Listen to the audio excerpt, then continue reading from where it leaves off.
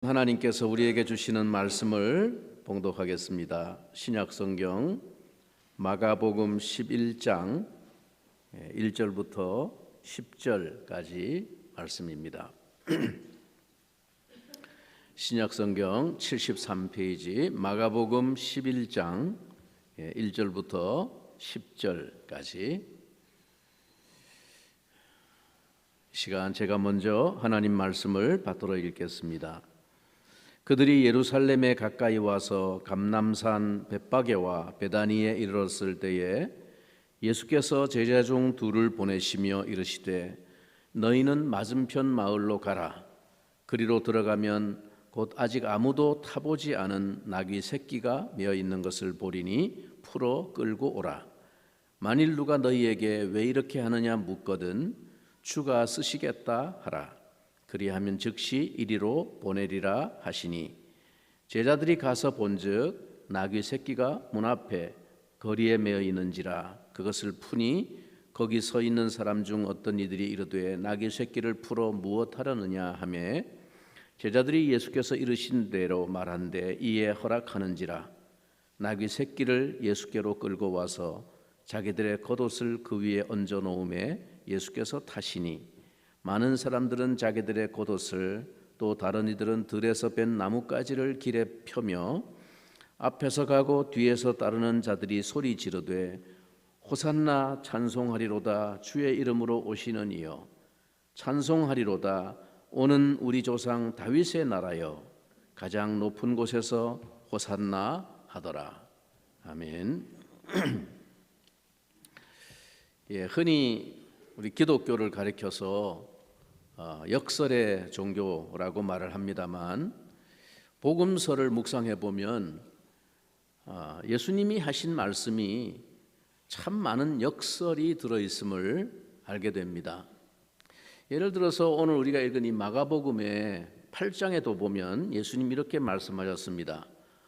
누구든지 자기 목숨을 구원하고자 하면 잃을 것이요 누구든지 나와 복음을 위하여 자기 목숨을 잃으면 구원하리라. 자기 목숨을 구원하고자 하는 사람은 잃게 될 것이고 오히려 자기 목숨을 잃는 사람은 구하게 될 것이라고 하니 이런 역설이 어디 있습니까? 마가복음 10장에도 또 이렇게 말씀하셨습니다. 너희 중에 누구든지 크고자 하는 자는 너희를 섬기는 자가 되고 너희 중에 누구든지 으뜸이 되고자 하는 자는 모든 사람의 종이 되어야 하리라. 크고자 하면 먼저 섬기는 자가 되어야 하고 으뜸이 되고자 하면 먼저 종이 되어야 한다고 하니 이것도 대단한 역설이 아닐 수 없습니다. 매년 우리가 종려주일이 되면 우리는 언제나 예수님이 나귀를 타고 예루살렘에 입성하시는 이 이야기를 읽고 묵상하곤 합니다. 우리는 여기서 또 하나의 놀라운 역설을 발견할 수 있습니다. 나귀 새끼를 타신 하나님의 아들.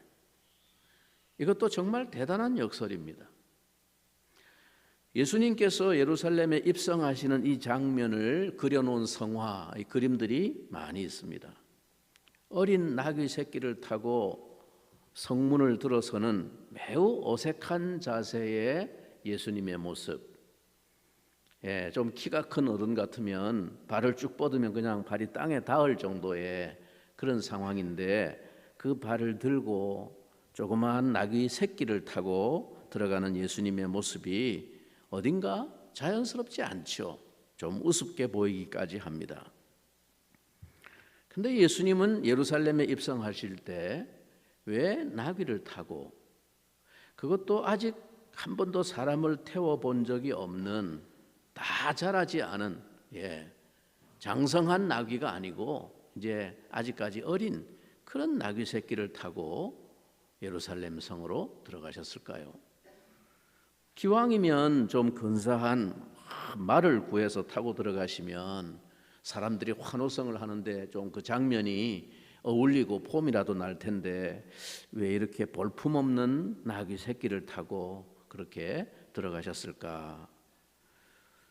오늘 본문에 보면 예수님이 예루살렘에 가까이 이르렀을 때 그 맞은편 마을에 그래서 두 제자를 앞서 보내시면서 그렇게 말씀하셨죠. 맞은편 마을로 가면 아직 아무도 타보지 않은 나귀 새끼가 메어 있는 것을 보게 될 텐데 그걸 풀어서 끌고 오라 하셨습니다. 그리고 만약에 누가 무슨 말을 하거든 주가 쓰시겠다라고 하면 된다고 그렇게 자세히 일러주셨습니다. 그러니까 이 말씀을 가만히 생각해 보면 우리는 예수님이 벌써부터 미리 의도적으로 나귀를, 그것도 사람들이 아직 아무도 타보지 않은 어린 나귀 새끼를 타시기로 미리 세밀하게 계획하고 계셨다는 사실을 알 수 있습니다. 그래서 그 계획대로 제자들에게 지시를 한 거죠. 왜 그러셨을까? 마가복음 오늘 우리가 읽은 본문에는 자세히 기록되어 있지 않습니다만은 다른 복음서, 특별히 요한복음 같은 내용을 설명을 우리가 참조해 보면 그 이유가 구약 성경에 그렇게 예언되어 있기 때문이라는 사실을 알 수 있습니다. 실제로 이에 대한 예언은 구약 성경 스가랴 9장 9절에 기록되어 있습니다. 한번 들어보십시오, 여러분. 시온에 따라 크게 기뻐할지어다.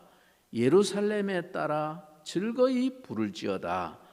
보라, 내 왕이 내게 임하시나니 그는 공의로우시며 구원을 베푸시며 겸손하여서 나귀를 타시나니 나귀의 작은 것 곧 나귀 새끼니라 라고 되어 있습니다.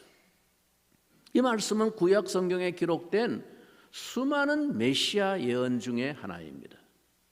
내 왕이 내게 임하신다. 예루살렘을 향해서. 이 말씀은 메시아가 예루살렘에 입성하신다는 뜻입니다.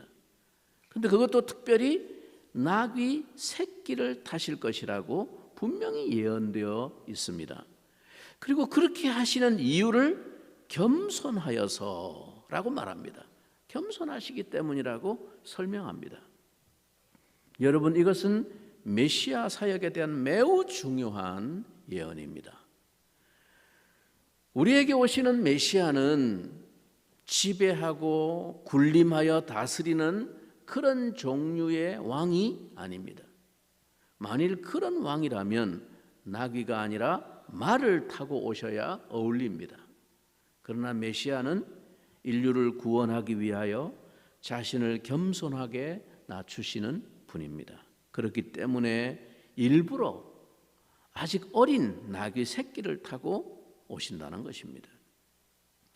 그런데 여러분, 요한계시록, 성경의 제일 마지막 완성인 요한계시록 19장에 보면 마지막에 이 세상을 심판하시는 마귀의 권세를 대적하여 멸하시고 모든 악을 멸하시는 심판의 주로 다시 재림하실 그리스도의 모습을 백마를 타고 오시는 그리스도로 요한계시록 마지막에는 묘사하고 있습니다.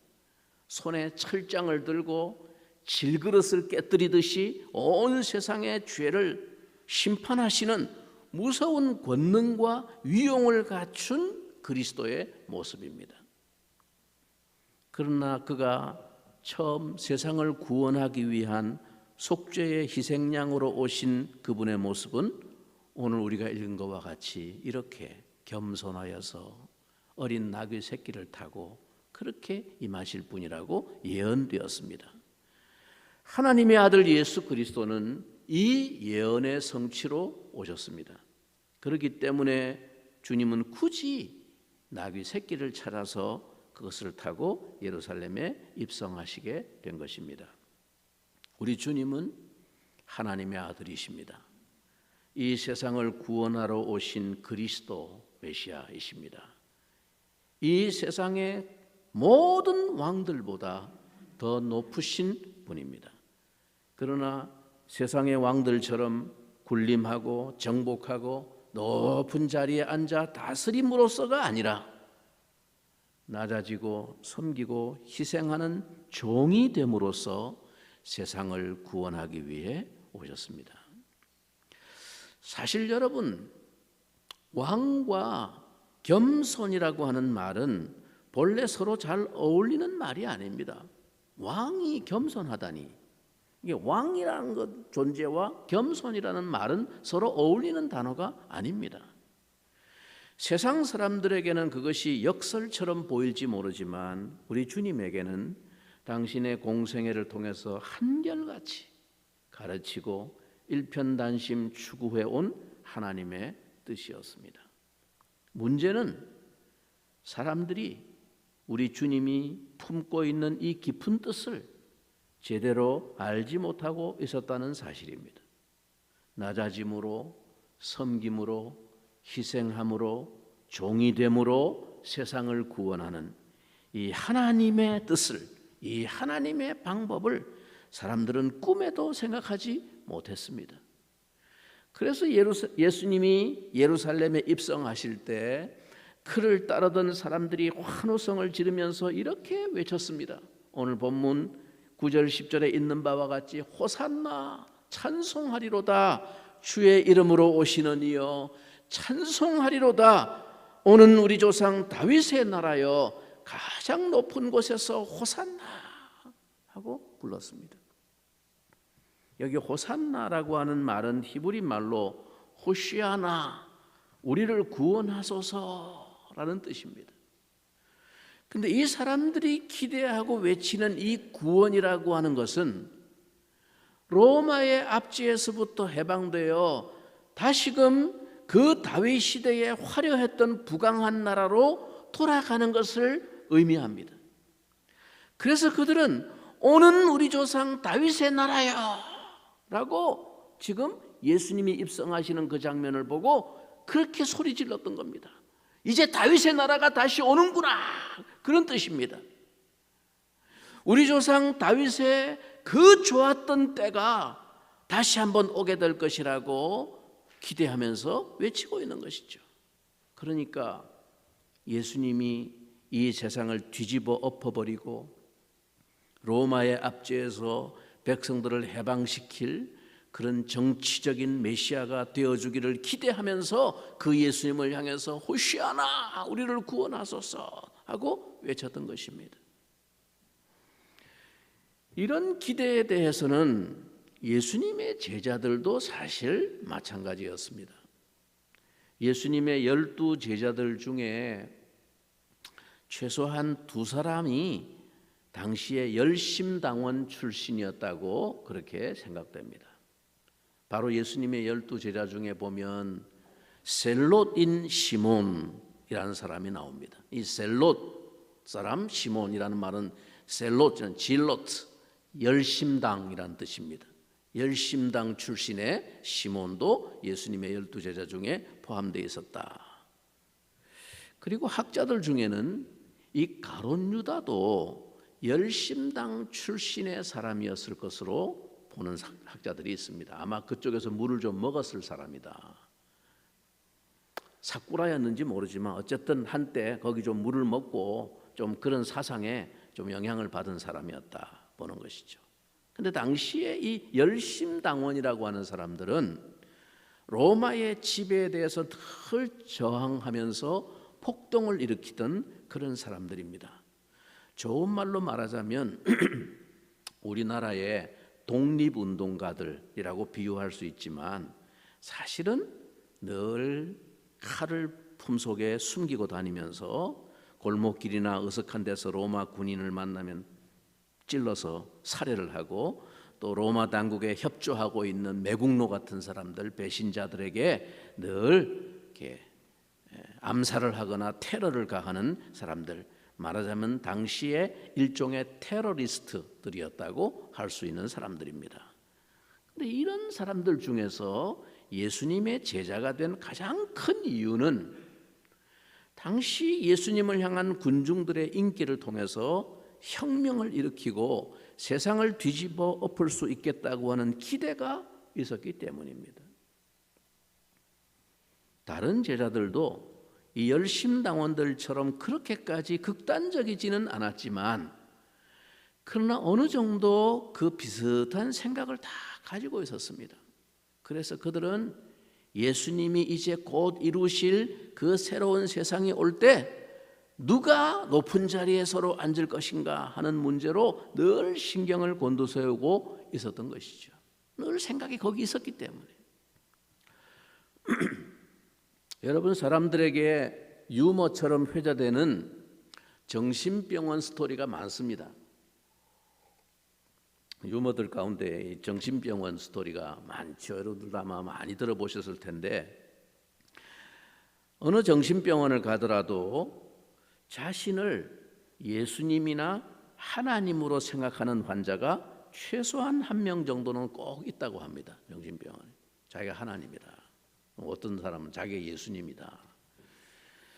근데 특이하게도 한 정신병원에 그런 환자가 동시에 세 사람이 들어왔습니다. 그들을 담당하는 의사가 새로운 치료 방법을 시도해 보기로 했습니다. 이 세 환자를 가능한 가치 있게 하는 것입니다. 그래서 같은 방에서 잠도 자고 같은 테이블에서 밥도 먹고 또 정신과 치료도 동시에 세 사람이 같이 받게 하고, 이렇게 함으로써 그 다른 환자들이 신이 아니라는 사실을 알게 하고 결국 자기들이 서로 다르지 않다는 것을 깨닫게 하려는 그런 의도가 있었습니다. 그런데 결과적으로 실패하고 말았다고 합니다. 왜냐하면 그들의 망상 증세가 너무나 심했기 때문입니다. 의사가 상담을 하면서 한 환자에게 물었습니다. 당신이 예수님이라는 것을 어떻게 아십니까? 그렇게 물으니까 이 사람이 하는 말이 하나님이 나한테 그렇게 말했다는 거예요. 하나님이 나한테.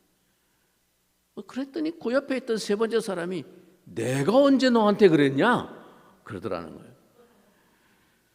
근데 여러분, 바로 이것이 우리 인간에게 가장 오래된 근본적인 죄입니다. 인간에게는 하나님이 되고 싶어 하는 욕망이 있습니다. 에덴 동산에서 뱀이 아담과 하와에게 선악과를 따먹게 할 때 무슨 말로 유혹을 했습니까? 너희가 결코 죽지 아니하리라. 너희가 그것을 먹는 날에는 너희 눈이 밝아 어떻게 된다고요? 하나님과 같이 되어 선악을 알 줄을 하나님이 아심이니라. 너 이거 먹으면 너희가 하나님 같이 된다는 거예요. 사람들은 하나님처럼 되고 싶어 합니다. 왜 사람들이 하나님처럼 되고 싶어 하는지 아십니까? 힘을 원하기 때문입니다. 특권을 원하기 때문입니다. 모든 사람들이 우러러보는 높은 존재가 되고 싶기 때문입니다. 그 정신병동의 환자들은 스스로 예수님이라고 생각하고 하나님이라고 착각하는 증세가 좀 심한 것일 뿐, 사실은 어떤 의미에서는 보통 사람들과 별로 다르지 않는지도 모릅니다.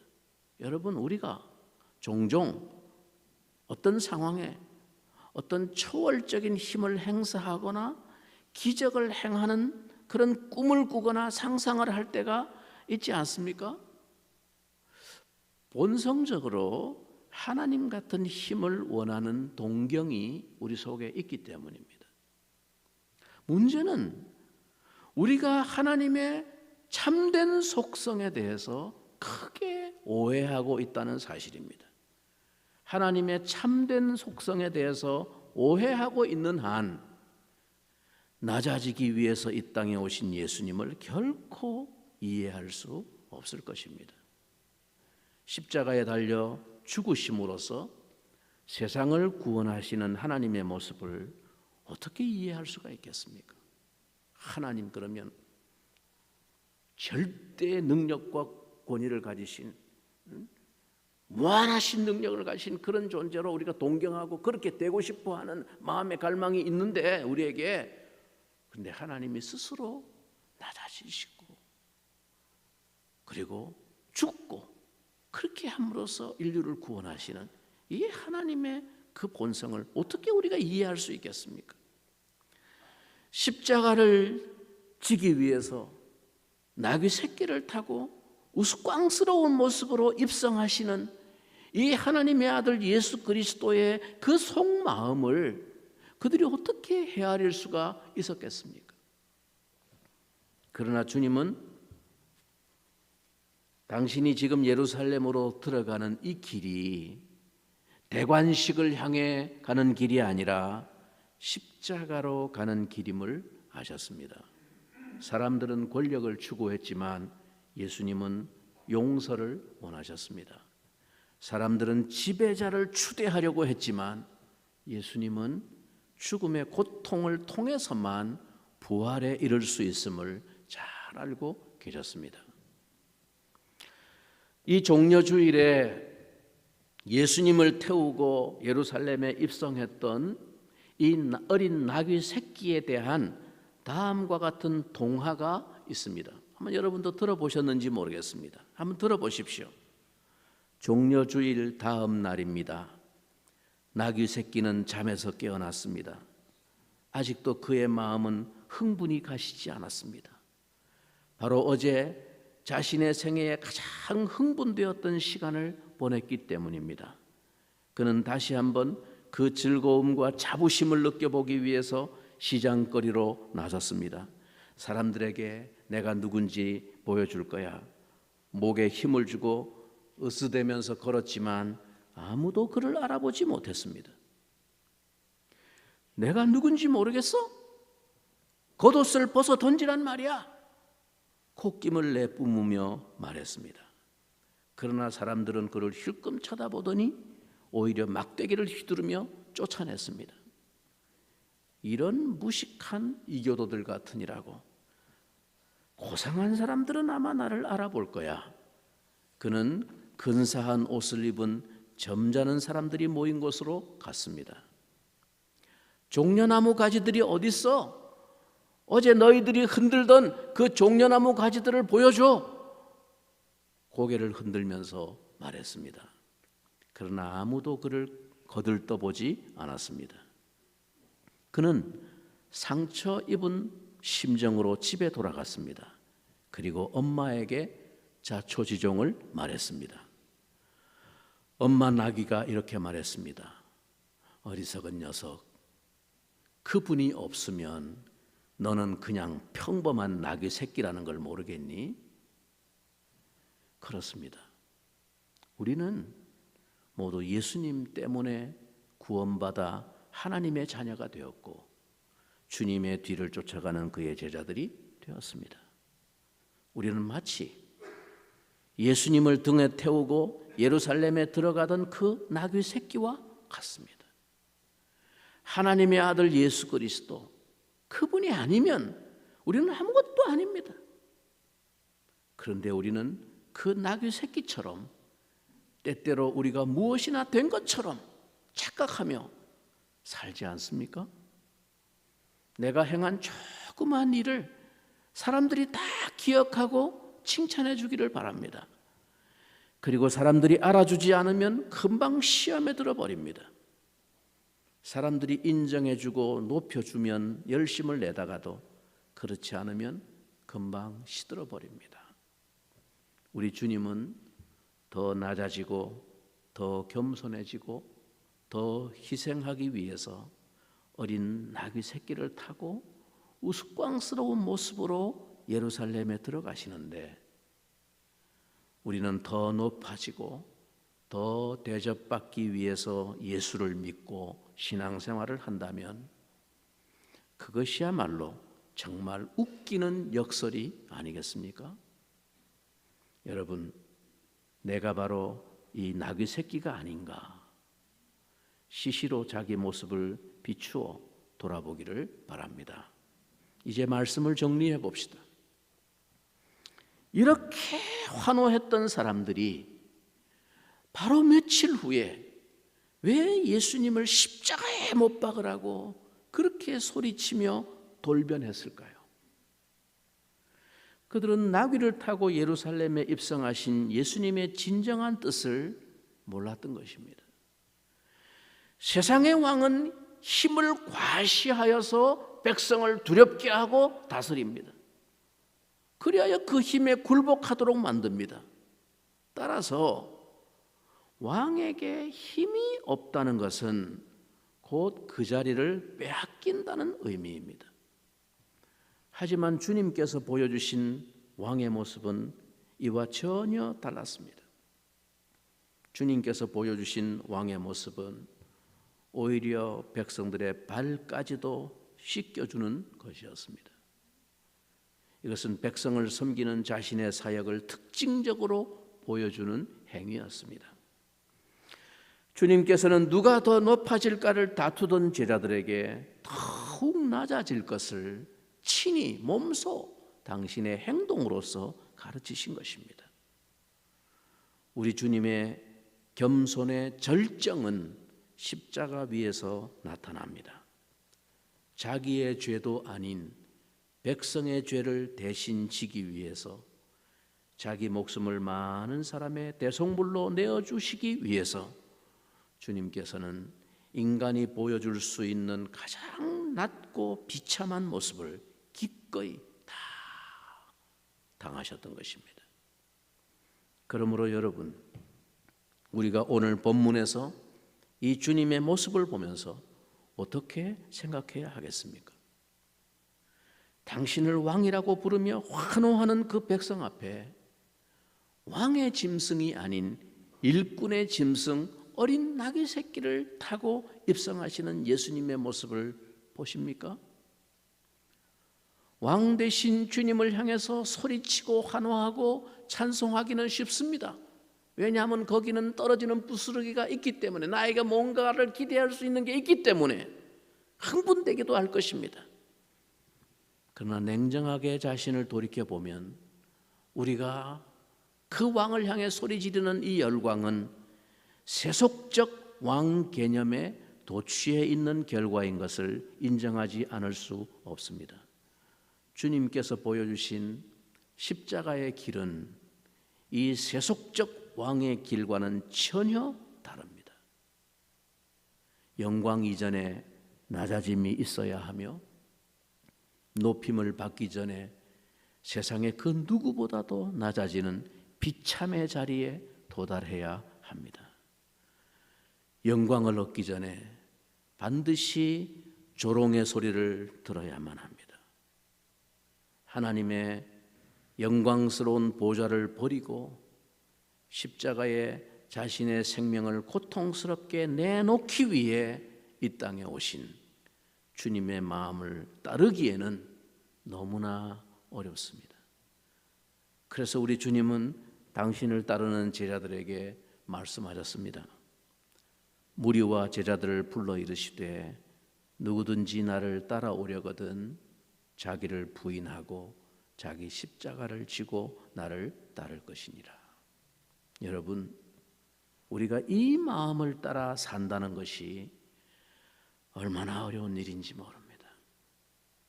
그 길은 십자가를 지고 따르는 길이라고 하셨습니다. 그러니 이 길에서 먼저 승리하신 주님께서 우리를 부르시고 있습니다. 바울은 이 주님의 모습을 부활의 첫 열매라 그렇게 일컬었습니다.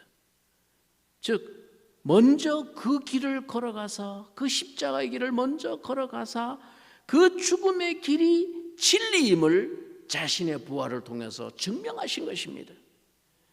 이제 우리가 이 겸손과 낮아짐의 길을 걸으면서 세상을 섬기게 될 때 우리에게 확실한 영광의 자리가 보장될 것입니다.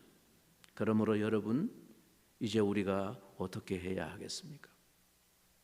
우리는 어떤 모습과 어떤 자세로 살아야 주님처럼 세상을 섬길 수 있겠습니까? 종려주일과 고난주간 그리고 부활주의를 지내면서 우리는 주님의 길을 따라 우리도 그 길을 걸어야 할 것이라는 다짐을 가져야 합니다.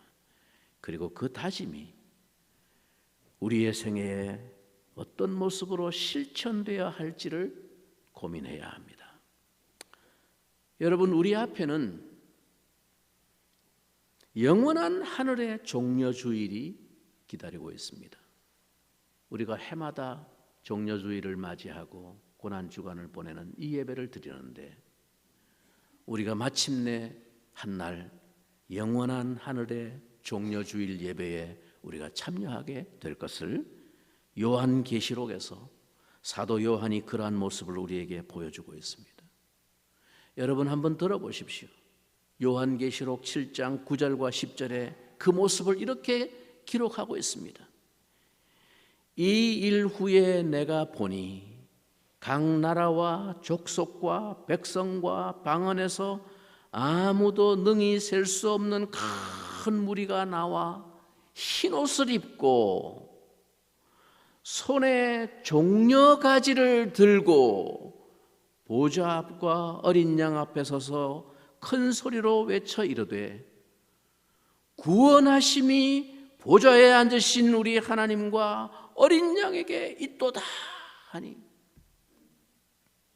이 땅에서 종려주의를 보내고 있는 저와 여러분이 마침내 이 길을 주님 따라 걷다가 하늘에서 영원한 이 구원의 감격을 찬양하는 축복의 예배에, 하늘의 종려주일 예배에 우리가 참여하게 되시기를 간절히 축원합니다. 이 시간 우리가 함께 사도 요한이 보았던 이 환상, 보좌에 앉으신 분과 어린 양에게 종려나무 가지를 들고 환호하며 찬양하는 하늘의 예배, 우리 보좌 앞에 모였네, 함께 주를 찬양하며 하나님의 사랑 그 아들 주셨네, 구원하심이 보좌에 앉으신 우리 하나님과 어린 양께 있도다. 우리 함께 이 찬양을 함께 같이 드린 후에 같이 한번 기도하면 좋겠습니다. 이 고난의 길을 걸으신 주님의 뜻을 우리도 따라서 이 길을 걷다가 마침내 그 영광의 예배에 참여하는 우리의 삶이 되게 해달라고 우리 같이 기도하면 좋겠습니다. 우리 보좌 앞에 모였네, 우리 보좌 앞에 모였네,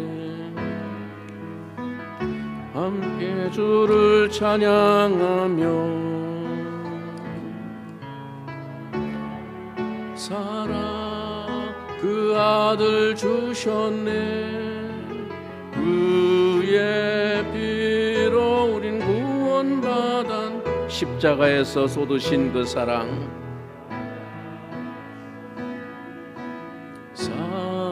강같이 온 땅에 흘러, 온 땅에 흘러 각 나라와 족속 백성 방언에서 백성만 구원받고 주 경배드리네, 받고 주 경배드, 구원하심이 보좌에 앉으신,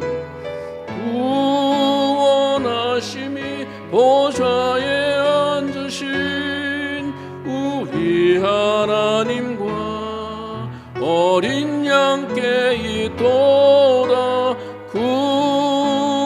구원하심이 보좌에 앉으신 우리 하나님과 어린 양, 구원하심이 보좌에 앉으신, 구원하심이 보좌에 앉으신 우리 하나님과 어린 양께 있도다. 구원하심이 보좌에 앉으신 우리 하나님과 어린 양께 있도다. 아멘. 우리 한번 통성으로 기도하겠습니다. 주님께서 먼저 걸어가신 이 길, 우리도 주님의 뜻을 따라 주님의 마음을 본받아 이 길을 걷다가 마침내 영광의 자리에 종려나무 거지를 들고 보좌에 앉으신 어린 양을 향해 찬양하는 복된 자리에 우리가 설 수 있도록 하나님 우리의 인생 걸음을 인도해 주시옵소서. 같이 한번 기도합니다. 살아계신 주 하나님, 우리